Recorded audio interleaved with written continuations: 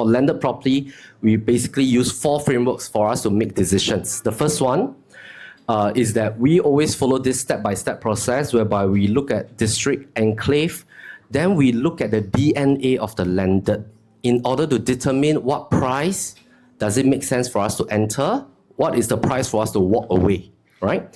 And we have this DNA framework on what we call landed horses. We use the horse concept so that it's easier for us to understand.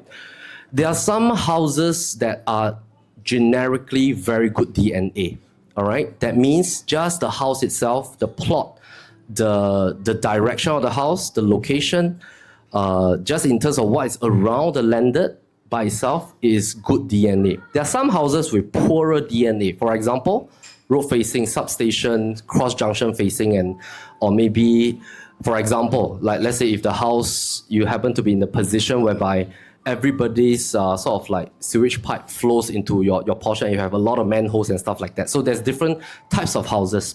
Now, when a good DNA house gets rebuilt or improved, we call it basically a stellar horse. Now, if a poor DNA house gets rebuilt and improved, we call it an enhanced horse. This is basically for us to go to the next step, because when we are hunting for a landed, we want to see, are we looking at a landed that's meant for rebuild? We call it category 1. Are we looking for a landed that's meant for A&A? We call it category 2. Are we looking for something just to renovate? We call it category 3. And category 4 are brand new from developers, okay? Once we combine that, we pump in the pricing. So for example, if I'm hunting for something along Joo Chiat, I want to look at all the listings for sale. And if I'm hunting for something to rebuild, I want to look at the price categories of my Cat 4 home over there. Why? Because if I enter into a Cat 1 home at too high a quantum, after I rebuild, I spend 1.5 to 1.8. If after 2 years, I realize that my total costing is actually more than what the market can absorb in my enclave, I'll be in trouble. So I want to make sure that the Cat 4 homes there has a certain level of price benchmark before I decide whether should I enter or what price to walk away.